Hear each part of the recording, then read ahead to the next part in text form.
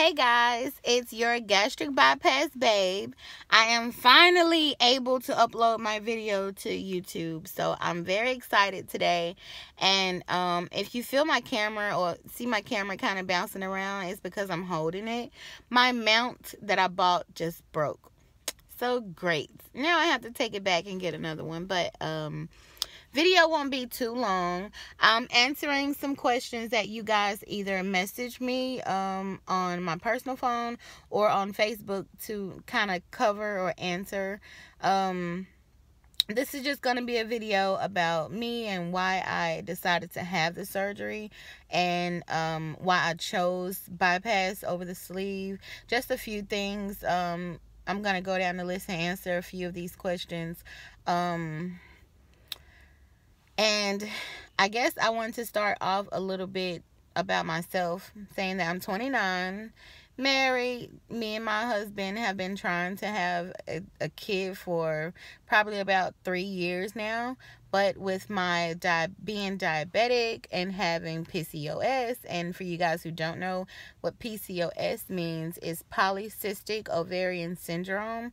So which means that you have little small cysts on your ovaries, and your periods are irregular and you don't ovulate like you're supposed to. And which means you could bleed for long periods of time, or you could not bleed at all for a while. So either way, your eggs are not dropping, so there's no babies. So and that led to some of my depression, me feeling incomplete as a woman, and to not be able to bear children as a woman, that can be very depressing, as you could imagine, because I love children, and anybody who knows me knows that I love children. What's next? Oh, I was borderline high blood pressure, so every time I went to the doctor, it'll either be elevated or high, or kind of right borderline. I try to not go to medication for the high blood pressure because of the side effects of the high blood pressure medicine, but there's side effects with any medication that you take. I didn't see a need for me to be on medication, although my doctor wanted me to try it, and I did not. I just felt like hair loss was not one of the things that I was trying to deal with. On top of depression and stress, I was already losing enough hair as it was. So I decided not to do the high blood pressure medication. And with the diabetes, I was type 2, and I was insulin dependent for a while, and I kind of self-medicated myself because me and my husband struggled financially, didn't have insurance wouldn't cover some medicines when we did have it. Now we have insurance, which is fine, but still some of our medications, my medication alone can be a couple $100s, and going through insulin valves in a month can get pretty pricey. And it's either keep a roof over your head or pay for your medication, and you shouldn't have to choose between your health and having a roof over your head. But anyway, so we had PCOS, high blood pressure, type 2 diabetes. For about 3 or 4 years, I struggled with regimens on my diabetes medicine. Some things didn't work. Some things made it drop too low. Some things did not get it down at all. And I know a part of it was my diet wasn't as stable as I wanted it to be. But at times when it was, and I was doing on the right path, exercising, eating right, the medications was not getting my levels down at all. So fast forward a few years later to 2019, I met my endocrinologist. Her name is Dr. Gupta. Shout out to Dr. Gupta. Melania Gupta, because I know it's a lot of Dr. Guptas out there that I didn't know. But She was great. She automatically sat down with me and we talked and we spoke about my eating habits and the things I like to eat and what times of the day I ate. And she automatically knew what medications to put me on and when. And those medications was glimepiride, 5 milligrams, I believe. I'll leave it down in the description box. When I get in the house to my pill bottle. But it was glimepiride and Janumet twice a day. 2 in the morning, 2 in the afternoon. And when I tell you, my numbers went from 200, 230s, 240s, sometimes 300, sometimes 190s. Like, my sugar has always been out of whack. So I never seen normal numbers. So with my diabetes out of whack and my sugar levels out of whack, which left my A1C terrible, as you would imagine. So my A1C in July was a 13.9. That is life threatening. And who knows how long I had been at 13.9 and didn't know, because my levels was out of whack and I didn't know what to do. And a lot of times we have these diseases and we don't do the proper research on them, not because we don't want to. It's because it could be an inconvenience, or we're scared of what we may find out if we research too much, or if we leave it alone and we feel fine, then we're okay. But it's not. Like, diabetes is serious. It is the silent killer of most African Americans and white and Hispanic. So if you're diabetic, please keep up on your sugar medicine. Make sure you're checking your A1C at the doctor regularly. Make sure you're eating right, eating healthy. If you're feeling any signs of I used to get tingles in my fingers and my toes and stuff, so I knew for a while something wasn't right. I was just scared to find out what it was. So when I did find out I'm like, okay, I have to get a hold of this disease, or it's going to get a hold of me, because it will win. If you don't take charge, diabetes will win every time. I don't want to make this video super long, but I'm already coming up on 7 minutes. But one of the main reasons I wanted to have this surgery was because I knew that talking to my OBGYN, talking to my surgeon and my primary care physician, this would be, I don't want to say the fastest route, but it'll be the safest route, the quickest to getting my weight under control, because my heaviest weight was 452.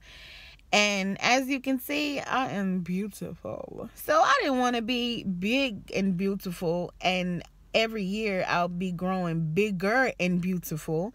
I wanted to stop it and, be healthy and be able to have my family and be able to not only start my family, but to be around to see my cousins grow up, to see my little brother, who annoys me, but I love with every bone in my body.